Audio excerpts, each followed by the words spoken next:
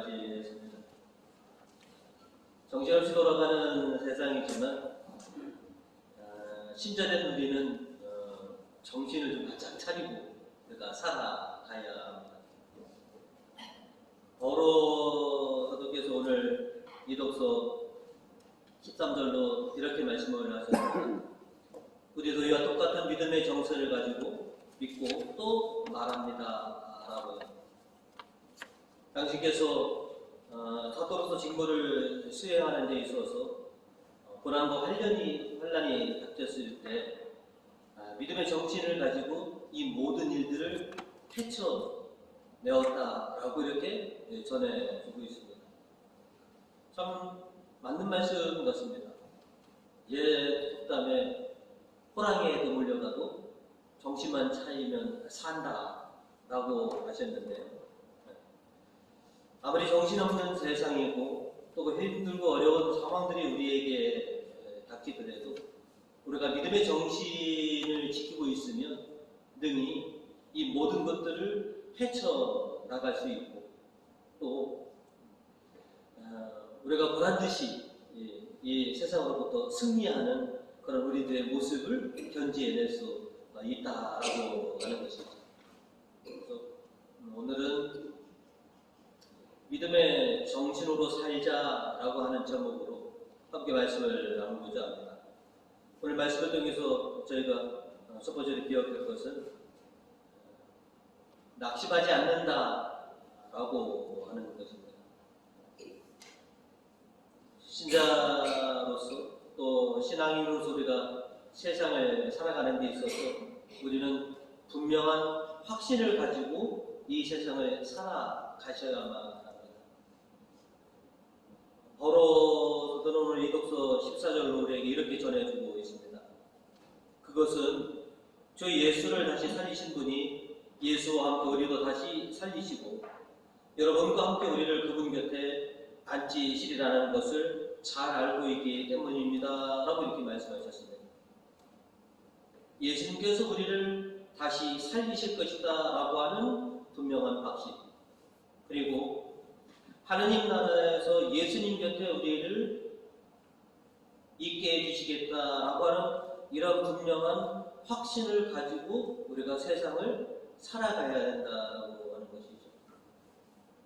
이와 같은 확신과 이와 같은 믿음의 정신이 있을 때 우리는 세상에 아무리 정신없이 돌아가더라도 세상에 어렵고 큰 환란이 닥치더라도 그리고 우리는 낙심하지 않고 견뎌낼 수 있게 되는 것이죠. 바울 사도는 16절로 우리에게 이렇게 전하고 있습니다. 그러므로 우리는 낙심하지 않습니다. 좀 인생을 살아가는 데 있어서 어떻게 낙심하지 않고 살아갈 수 있을까? 수많은 어려움과 실패를 맛보았는데 어떻게 낙심하지 않을까? 아무리 많은 시련과 실패를 우리가 경험하더라도 우리가 믿음의 정신만 지키고 있다면 우리는 새로운 희망을 바라볼 것이고 또 주님께서 우리에게 하신 약속대로 우리는 이 세상 모든 것을 이기고 승리하는 우리 자신들이 될 거다라고 하는 이 믿음이 있기 때문에 우리는 결코 이 세상에서 낙심하지 않는다라고 하는 것이죠. 우리가 낙심하지 않는다고 하는 것, 우리의 믿음의 정신이 무엇인데 어떻게 이 세상에서 낙심하지 않고 살아갈 수 있느냐라고 하는 것을 오늘 10편 3절과 7절은 우리에게 이렇게 전하고 있습니다. 내가 부르짖을 때 당신은 들어주시고 힘을 한껏 복돋워 주셨습니다. 내가 부르짖기만 하면 하나님께서 들어주시는데 내가 낙심할 이유가 없는 것이지. 힘들고 어려울 때마다 내가 부르짖기만 하시면 주님께서 들어주시는데 우리가 낙심할 이유가 어디 있느냐는 것이죠.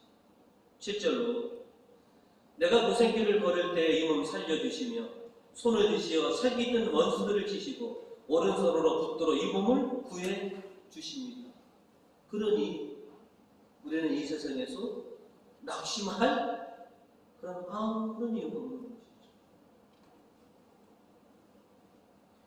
주님께서 나를 구원해 주시고 내 곁에 계십니다. 내가 아무리 많은 어려움과 환난과 실패를 경험하더라도 그래도 낙심하지 않습니다. 주님이 계시면 나를 또 다시 일으켜 주셔서 희망으로 나아가게 해주실 것이 확실하기 때문에 그렇죠. 다윗은 시편 116편 10절로 우리에게 이렇게 노래하고 있습니다.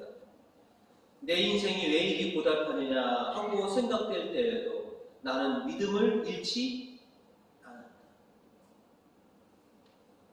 여러분, 종도 이 말씀도 하시죠. 아유, 내는 이렇게 내 인생은 왜 이렇게 이 고달플까? 그럴 때에도 결코 믿음의 정신을 잃지 않는다. 그래서 나는 낙심하지 않는다라는 것이죠. 괴롭고 힘들어도 믿음의 정신을 우리가 지키고 있다면 우리는 반드시 다시 일어날 것이고 또 세상을 이기게 될 것이다 라고 하는 것이죠. 이 믿음의 정신을 굳건히 가지고 계십시오 라고 하는 것이죠. 바울 사도가 16절 후반줄에 우리에게 이렇게 말씀을 하고 계십니다. 우리의 외적 인간은 낡아지지만 내적 인간은 나날이 새로워지고 있습니다 라고 이렇게 말합니다. 여러분의 육신은 점점 늙어가시고 연약해지실 거죠. 세월을 비켜가는 사람은 세상 천지에 아무도 없습니다. 그러나 비록 우리의 육신은 점점 낡아지고 연약해지고 그렇게 될지언정 우리의 속 사람은 나날이 하나님의 은총으로 강건해지고 아름다워지는 내 모습을 우리는 보게 될 것이라는 것이죠. 여러분, 늙어가시는 여러분의 육신만 이렇게 보지 마시고 더 강건해지고 아름다워지는 이 속사람을 보시고 세상에서 승리하시는 사람이 됩니다. 누구는 나이는 숫자에 불과하시다고 그러시죠. 나이 때문에 여러분 절대로 낙심하지 마십시오. 어제보다 오늘 더 강건해진 여러분의 속사람, 내일 더 아름다워질 여러분의 속사람을 보시면서 이 세상의 세파들을 잘 견뎌내시는 우리 교우님들 되시기를 주님의 이름으로 축원드립니다. 오늘 말씀을 통해서 저희가 두 번째로 기억하는 것은 영적 식전을 갖춰라 라고 하는 것이죠. 우리가 세상을 잘 살아가려면 안목과 식견을 우리가 갖춰야 됩니다. 물건을 고를 줄 아는 안목과 식견이 있어야 됩니다. 또 사람을 볼 줄 아는 안목과 식견이 있어야 되고 또 어떤 사건이 어떤 상황 속을 제대로 우리가 볼 줄 아는 그런 안목과 식견이 있어야지 우리가 세상을 잘 살지만 무엇보다도 우리들에게 더 필요한 것은 영적인 안목과 식견을 가지고 있느냐 하는 것이죠. 눈에 보이는 것이 전부가 아니라는 것을 우리가 잘 알고 있습니다. 세상에 눈에 보이는 것들, 손에 잡히는 것들만 우리가 볼 줄 안다면 우리는 실패하는 인생이 되고 말 것입니다. 하늘의 것을 볼 줄 아는 그런 식견들이 우리가 있어야 됩니다. 또 우리 눈에 보이지 않지만 우리와 함께 계시는 하나님의 놀라운 섭리들을 볼 줄 아는 식견이 있을 때 비로소 우리는 이 세상에서 신자로서 당당히 서일 수 있게 되는 것이죠. 아, 나는 너희들이 보지 못하는 것을 나는 보고 있기 때문에, 너희들이 알지 못하는 것을 나는 알고 있기 때문에, 그래서 나는 이 세상에서 너희처럼 그렇게 휘둘리지 않는다는 것이죠. 눈에 보이는 것만 바라보는 사람은 세상에 굉장히 휘둘리고 힘들어합니다. 그러나 보이지 않는 것을 바라볼 수 있는 사람들은 비록 세상이 힘들더라도 담대할 수 있게 되는 것이죠. 그래서 우리가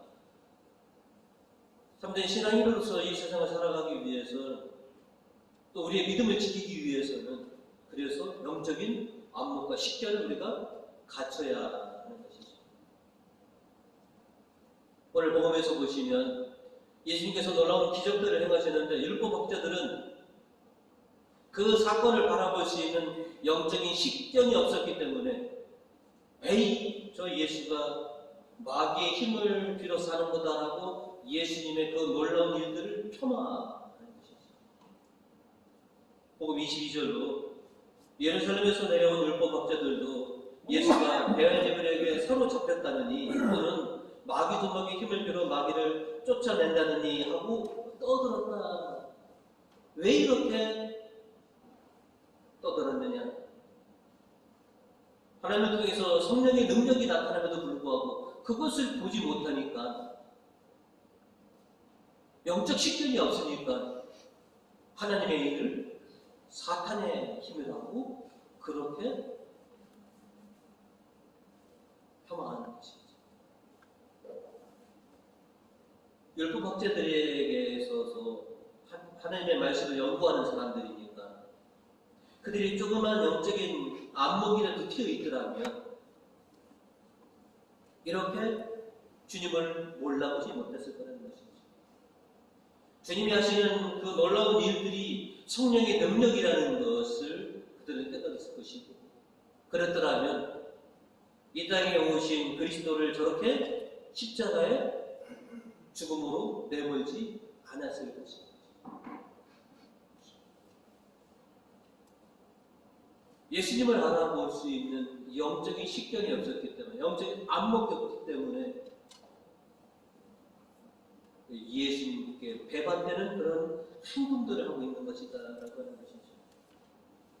오늘 이독서도 그런 참 어리석음을 우리들에게 전해주고 있는데요. 이스라엘을 대표하는 각 지파의 장로들이 사무엘 예언자를 찾아옵니다. 보니까 여기저기 두루두루 이제 왕들이 있는데 우리도 좀 왕을 세웠으면 좋겠습니다. 마치 뭐 유행처럼 세상 풍조가 지금 각 나라마다 왕을 세워서 그 나라의 힘을 기르고 있는데 우리나라도 좀 다른 나라들처럼 왕을 세웠으면 좋겠습니다. 이 얘기에 사무엘은 굉장히 언짢아합니다. 왕이신 하나님을 두고 뭔 또 왕을 세워달라는 이 엉뚱한 소리냐.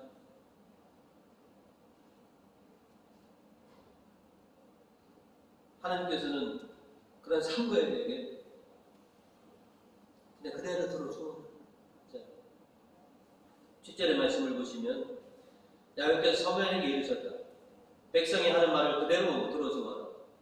그들은 너를 배척하는 것이 아니라 나를 왕으로 모시기 싫어서 나를 배척하는 것이다.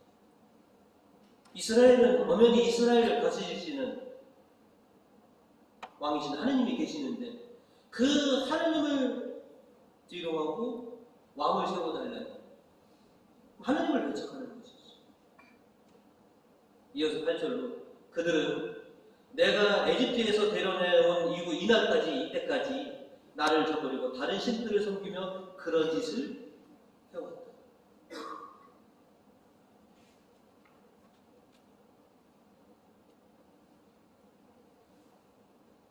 이집트고 주변의 나라들이 아무리 왕을 세워서 또 부강한 나라처럼 보이더라도 이스라엘은 하나님이 직접 다스리는 신정 국가인데 왕을 세워달라고 하니 왜 이렇게 어리석은 그런 요청을 하고 있느냐는 것이죠. 우리도 세상을 살아가는 데 있어서 만왕의 왕 계신 주님이 계시는데 우리는 내가 또 내 인생의 왕처럼, 내 가정의 왕처럼 또 군림하고자 하는 그런 어리석음들이 실은 우리에게도 있더라라고 하는 것이죠. 나는 왕 계신 하나님의 통치와 인도를 직접 받고 있느냐라는 것이죠.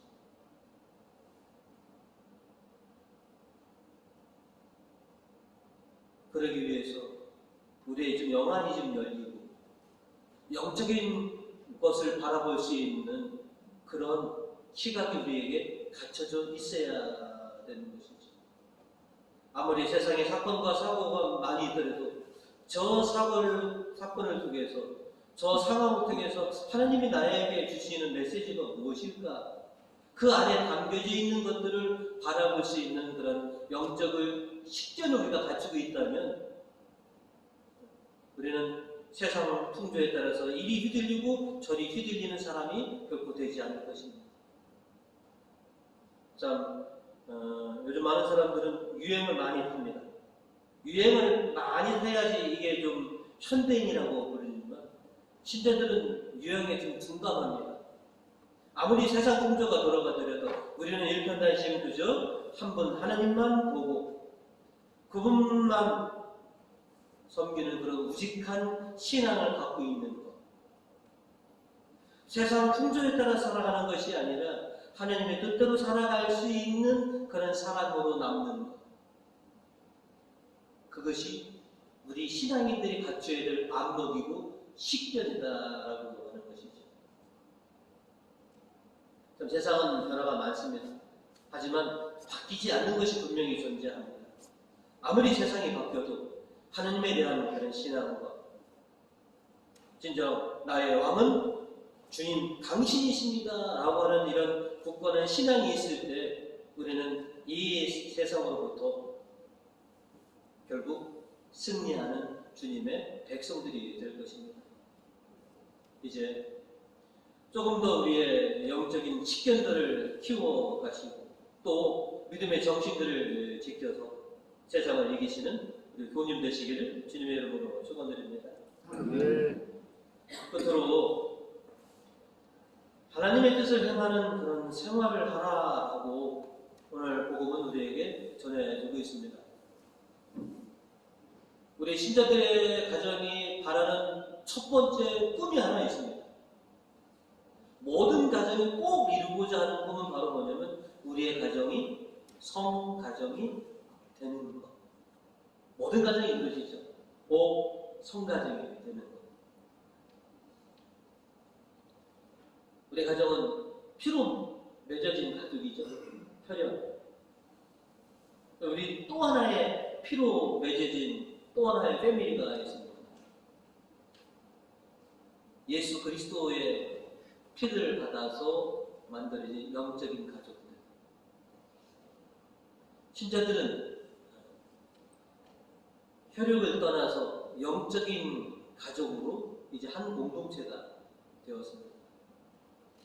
또 우리 교우님들 집안에 새로운 식구들이 태어나면 그렇죠? 얼마 지나지 않아서 성당에 데리고 와서 유아 세례를 베푸는 것. 혈연으로 만들어진 가족이지만 그것을 뛰어넘어서 이제 영적인 그런 가족으로 다시 거듭나게 하는 은혜를 우리가 이렇게 베풀어 주지 않습니까? 오늘 복음에서 보시면 예수님께서는 혈연의 가족들을 영적인 가족으로 이렇게 승화시켜 주셨다라고 하는 것이죠. 복음 33절과 34절로 보시면 예수께서는 누가 내 어머니이며 내 형제들이냐 하고 반문하시고 둘러앉은 사람들을 돌아보시며 말씀하셨다. 바로 이 사람들이 내 어머니이며 내 형제들이다. 그리고 이어서 35절로 하나님의 뜻을 행하는 사람이 곧 내 형제요 자매요 어머니이다.